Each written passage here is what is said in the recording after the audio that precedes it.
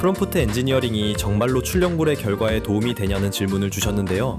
바로 LLM끼리 체스 대결을 할 수 있는 어플리케이션을 만드는 겁니다. 정말 클로드가 체스를 두기 시작합니다.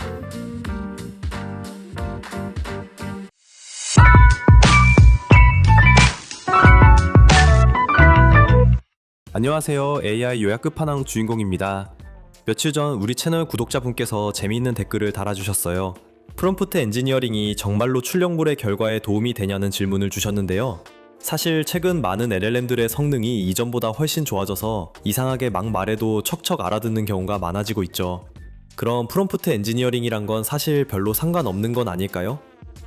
네, 그건 아니고 이런 논문에서 보다시피 실제로 프롬프트 엔지니어링을 통해 특정 산업에서 수치적으로 효율이 증가했음이 증명된 경우도 꽤 많습니다.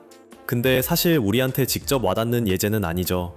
그래서 오늘 우리는 저와 함께 프롬프트 엔지니어링의 중요성을 볼 수 있는 아주 재밌는 실험을 해보려고 해요. 바로 LLM끼리 체스 대결을 할 수 있는 어플리케이션을 만드는 겁니다. 그런 다음에 한 LLM에는 프롬프트 엔지니어링을 적용하고 다른 쪽에는 프롬프트 엔지니어링을 적용하지 않고서 대결을 해보는 거예요. 하지만 여기서 의문이 하나가 들 수도 있습니다. 아니 어떻게 LLM끼리 체스 대결을 해?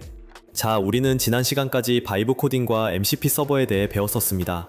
간단해요. 체스를 둘 수 있는 서버를 하나 만들고 MCP 서버를 연결해서 실제로 두 개의 다른 LLM이 접속해 체스를 플레이할 수 있는 시스템을 구축하는 겁니다.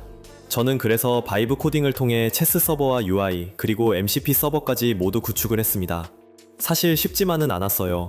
두 LLM이 동시에 접속할 수 있는 서버를 열고 MCP 서버로 연결하는 게 꽤 어려운 작업이었거든요.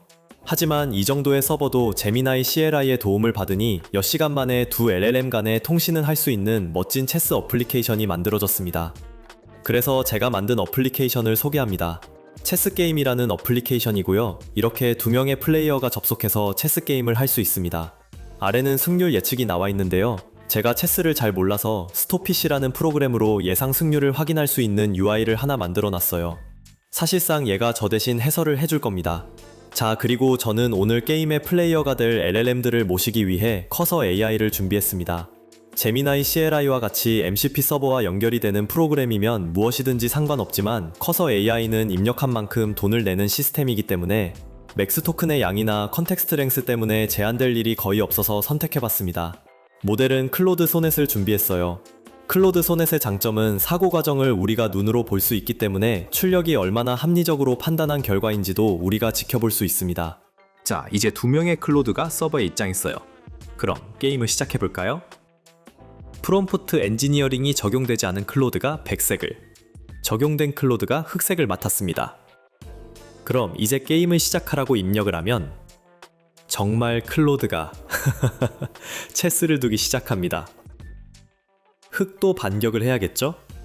100과 같은 수를 뒀네요. 그냥 무작정 폰을 움직인 게 아니라 상대 수를 읽고 가장 클래식한 수인 킹스폰 게임을 시작했다고 해석까지 해주는군요. 자, 그럼 어느 정도 게임을 진행해 보겠습니다.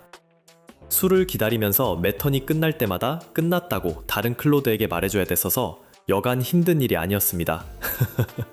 MCP 툴에 상대의 수를 자동으로 기다리는 툴을 추가해놨더라면 좋았을 것 같아요. 어느덧 7번째 수가 되었습니다. 현재 상황은 오히려 프롬프트 엔지니어링을 안 한 100이 예상 승률이 70% 정도로 크게 앞서고 있네요. 의외의 결과입니다. 몇 초 만에 바로 다음 수를 정하는 100과 다르게 흑은 프롬프트의 규칙을 그대로 따라 체인 오브 소트의 사고방식을 거치고 있지만 의외로 좋은 결과를 내고 있지는 못합니다. 아, 그런데 이때 흑이 퀸은 상대 나이트에 잡힐 수 있는 곳으로 옮겨버렸군요. 순식간에 예상 승률도 190%가 넘었습니다. 이건 최악의 수인데요. 근데 재밌는 건 100도 이 결정적인 찬스를 보지 못하고 100에서 계속 플레이를 하고 있네요. 아무래도 LLM은 체스 엔진이 아니기 때문에 이런 절대적인 한계는 어쩔 수 없나 봅니다. 9번째 턴이 끝나고 각 클로드에게 현재 상황을 분석하고 누가 더 유리한지 말해보라고 했어요. 그랬더니 두 클로드 모두 자기가 유리하다고 말하네요. 근데 현 상황 분석이라는 새로운 프롬프트를 줘서 그랬을까요? 바로 이어진 턴에서 100의 사고가 이전보다 더 길어지더니 결국 잊고 있던 나이트로 흑의 퀸을 잡았습니다. 상황을 알게 된 흑은 매우 당황하네요. 오히려 프롬프트 엔지니어링의 중요성을 100에서 보게 되네요. 전체적인 상황 분석을 인위적으로 시켰더니 나이트로 상대 퀸을 정확하게 잡아냈습니다. 이렇게 되면 오늘 영상의 결론이 이상해지겠는데요? 곤란합니다. 여전히 흑은 체인 오브 소트를 통해 앞으로 있을 여러가지 수까지 미리 생각하고 있지만 그와 별개로 좋은 결과를 내지는 못하고 있어요. 그렇게 결국 12번째 수에서 100의 나이트에게 체크를 줬습니다. 기대 승률은 195%까지 올라왔네요. 이 위기를 넘길 수 있을까요? 계속되던 그때 백이 상대 킹에게 퀸을 내주는 실수를 하고 맙니다. 사실 이 정도면 누가 더 실수를 안 하냐 대결인 것 같은 그런 생각도 드네요. 그래도 의미가 있었던 점, 흑은 백과 다르게 상대가 퀸으로 실수를 하자 바로 퀸을 잡아냈습니다. 맨 처음에 클로드는 킹으로 퀸을 잡을 수 있었던 상황이었음에도 불구하고 오히려 이 상황을 퀸에게 체크를 당한 위험한 상황이라고 판단했습니다. 하지만 프롬프트에 체인 오브 소트의 일환으로 가능한 수를 계산하라는 점을 분명히 명시해줬기 때문에 클로드가 가능한 수를 최대한 계산을 했고 그로 인해 최적의 결과를 찾을 수 있었습니다. 이것도 프롬프트 엔지니어링이 도움이 된 경우라고 할 수 있겠죠. 그 후로는 사실 재미없는 공방전이 이어졌습니다. 기대와 다르게 번뜩이는 수는 나오지 않았어요. 또 컨텍스트 렌스가 길어지면서 클로드가 지금 상황을 명확히 파악하지 못하는 경우도 많아졌고요. 당연히 클로드는 체스 엔진이 아니기 때문에 어느 정도 예상됐던 결과입니다. 그래도 이 정도면 제가 붙어도 이기겠는데요? 그러던 중 백이 나이트를 상대 비숍에게 내주고 맙니다.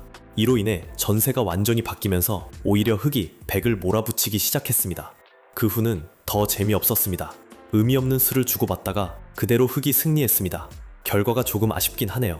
물론 흑이 더 불리한 포지션임에도 불구하고 초반의 열세를 이기고 역전승을 거두긴 했지만 저는 사실 흑이 압도적으로 승리하지 않을까 맨 처음에 생각은 했거든요. 그래도 중간중간 프롬프트 엔지니어링이 의미있게 작용한 순간도 몇 번 있었습니다. 확실히 흑에게 항상 최적의 수를 단계적으로 생각하라는 명령을 했더니 미래를 내다보는 수는 못 두더라도 당장 눈앞에 있는 찬스나 위기는 잘 잡아냈습니다. 반면에 프롬프트 엔지니어링을 하지 않은 클로드는 너무 실수가 잦았고 체스 규칙도 헷갈려하는 모습을 종종 보였습니다. 그 결과 99%까지 갔던 예상 승률을 뒤집고 패배하고 말았죠. 여러분은 어떠셨나요? 오늘 이 영상을 보면서 프롬프트 엔지니어링의 중요성을 알게 되셨나요?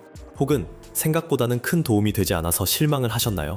물론 단 한 번의 결과였고 변인 통제가 완벽하지 않았기 때문에 실험이라고 하기는 민망하기는 하죠.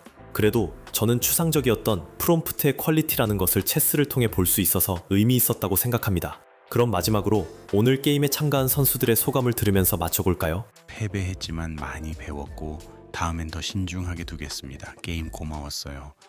이 게임은 나에게도 특별했다. 여왕을 잃고 마이너스 6점의 절망적 상황에서 시작했지만 진정한 체스의 신은 역경에서 더욱 빛난다는 것을 보여주었다. 갇힌 비숍을 해방시키고 상대의 과감한 여기까지 공격으로 듣겠습니다. 오히려 방역의 자, 기회를 그럼 마련했다. 오늘도 수성연구원 주 AI 채널의 주인공이었고요. 다음 시간도 재미있는 AI 영상으로 찾아뵐 테니까요. 다음 영상도 기대해주세요. 참, 오늘 영상에서 나온 어플리케이션 역시 수성연구원 주 AI 드라이브와 깃허브에서 다운로드 받을 수 있으니 참조해주세요. 그럼 안녕.